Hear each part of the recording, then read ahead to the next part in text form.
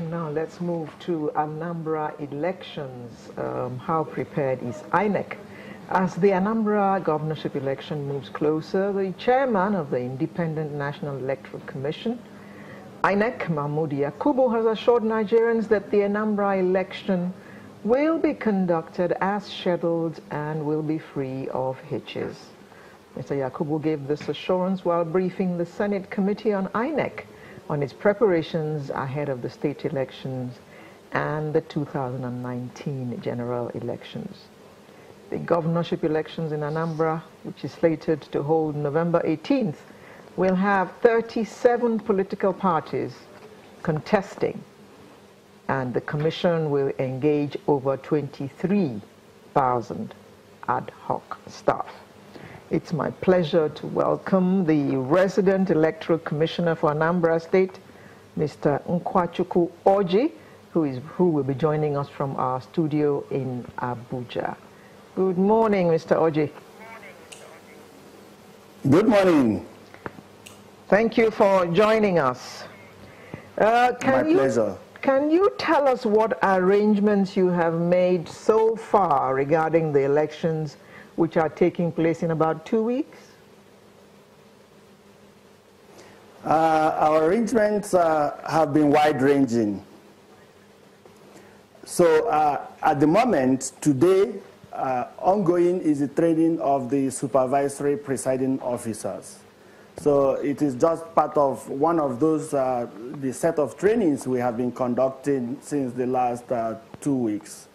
We have conducted trainings for the electoral officers and the assistant electoral officers. We have conducted training for the security agents that will be part of the elections. This we did in 2 phases, one at the state level and then the other at the level of the senatorial zones. Since yesterday, we commenced the training for the supervisory presiding officers, and this will be followed subsequently by the rest of the training. So this is just training. So after the training, we are going to recruit, post, and deploy this. You just mentioned that we have over 23,000 ad hoc staff that we have mobilized for this exercise. But beyond training, recruitment, deployment, posting and deployment of staff, we have also been working on the voter register. Exactly on the 18th of this month, we published the voter register for Anambra State. And that register, we have gone ahead to print the manual copies, which will be in all the polling units on the 18th of this month. That we have completed. We are also fine-tuning arrangements for transportation, arrangements to get all that we needed to do in place. We have tested our smart card readers to ensure that they are in top condition for that exercise. So generally, I think that we are on top of our preparations and we have not had any hitches so far. Where do the youth corpus fit in? Okay, we have mobilized members of the National Youth Service Corps as presiding officers and assistant presiding officers. Those are actually the ones that will commence their training beginning from Monday.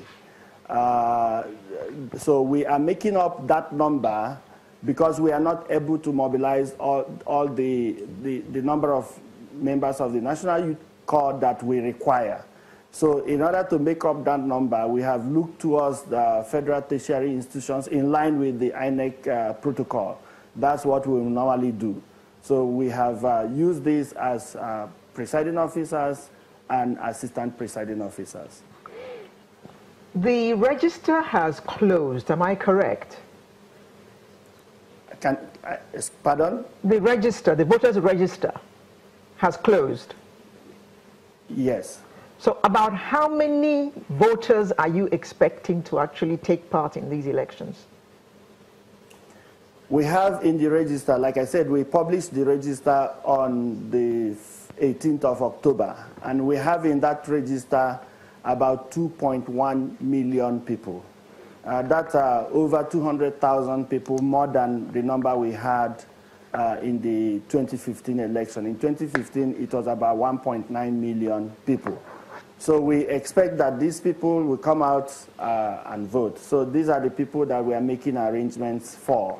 Because of this increase in the voter register, we have created additional 199 voting points to make sure that all who are registered would have available facility where they will cast their votes.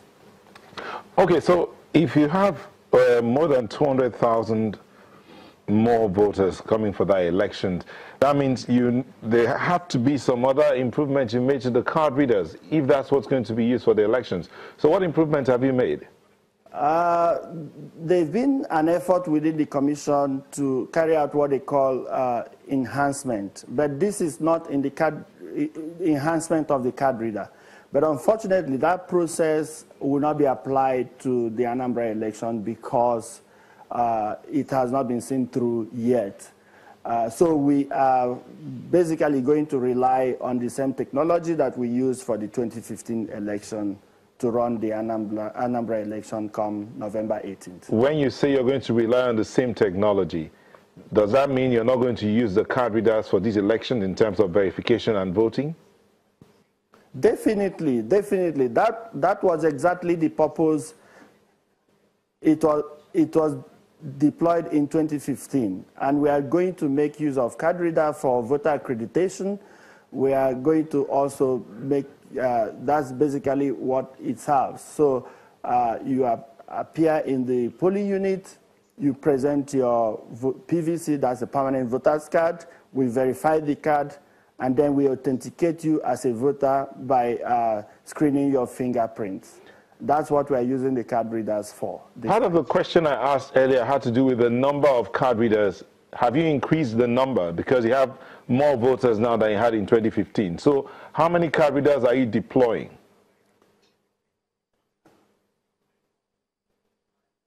Exactly. We have sufficient number of card readers this time. How many? We have made provision. We have exactly 6,200 card readers provided for this election. It is 1,000 more than what we have during the 2015 elections. Are you certain that these card readers are going to work as they should? Because the last time there were issues with card readers not working and stuff like that.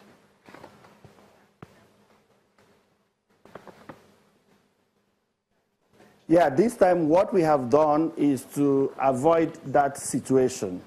We have ensured that we tested all the card readers.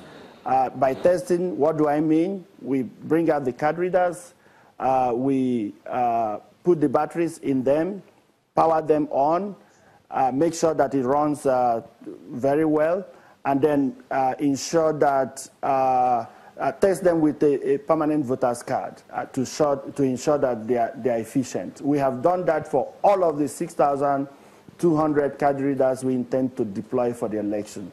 So bearing any other unforeseen technical challenges, I'm so sure that the card readers will be efficient this time.